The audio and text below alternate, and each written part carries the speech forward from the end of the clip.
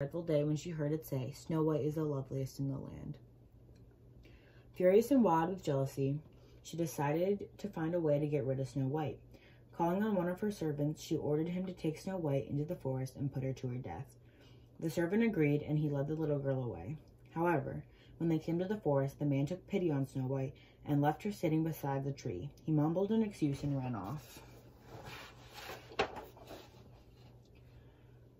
Night came and Snow White, left alone in the dark forest, began to cry bitterly. She thought she could feel terrible eyes spying on her, and she heard strange sounds and rustlings that made her heart thump. At last, overcome by tiredness, she fell asleep curled under a tree. Dawn woke the forest to the song of the birds, and Snow White too awoke. As she tried to find out where she was, she came upon a path. She walked along it until she came to a clearing. There stood a strange cottage with a tiny door, tiny windows, and a tiny chimney. Snow White pushed the door open. "I wonder who lives here," she said to herself. "There must be 7 of them. The table's laid for 7 people. Upstairs was a bedroom with 7 little beds." Going back to the kitchen, Snow White had an idea. "I'll make them something good to eat." Towards dusk, 7 tiny men marched homeward singing.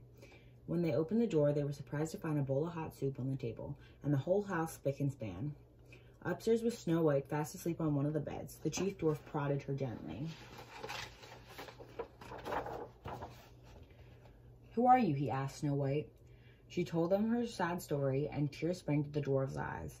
Then one of them said, "Stay here with us." "Hooray, hooray," they cheered, dancing joyfully around the little girl. The dwarf said to Snow White, "You can live here and tend to the house while we're down at the mine. We love you and will take care of you." Snow White gracefully accepted.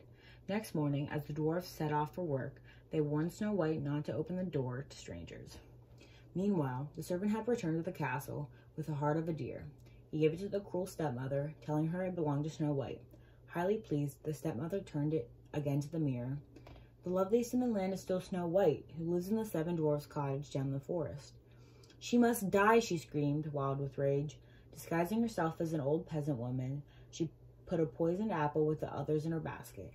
Then, taking the quickest way into the forest, she crossed the swamp and arrived at the cottage, just as Snow White stood waving goodbye to the 7 dwarfs on their way to the mine.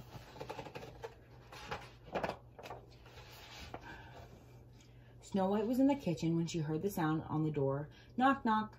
"Who's there?" she called. "I'm an old peasant woman selling apples," came the reply. "I don't need any apples, thank you," she replied.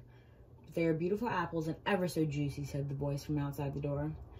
"I'm not supposed to open the door to anyone," said the little girl. "And quite right, too. Good girl. And as a reward for being good, I'm going to make you a gift of one of my apples." Without thinking, Snow White opened the door to take the apple. "There, now isn't that a nice apple?" Snow White bit into the fruit, and as she did, fell to the ground in a faint. The wicked stepmother hurried off, but as she ran back across the swamp, she tripped and fell into the quicksand. No one heard her cries for help, and she disappeared without a trace. Meanwhile, the dwarves came out of the mine to find the sky had grown dark and stormy. Loud thunder echoed through the valleys, and streaks of lightning ripped the sky. Worried about Snow White, they ran as quickly as they could down the mountain to the cottage. There they found Snow White, lying still and lifeless, the poisoned apple by her side. They did their best to bring her round, but it was no use. They wept and wept for a long time. Then they laid her on a bed of rose petals, carried her into the forest, and put her on a crystal coffin. Each day, they laid a flower there. Then one evening, they discovered young Prince admiring Snow White's lovely face. "She's so lovely, I'd love to kiss her." He did, and as though by magic, the prince's kiss broke the spell. Amazingly, she came back to life.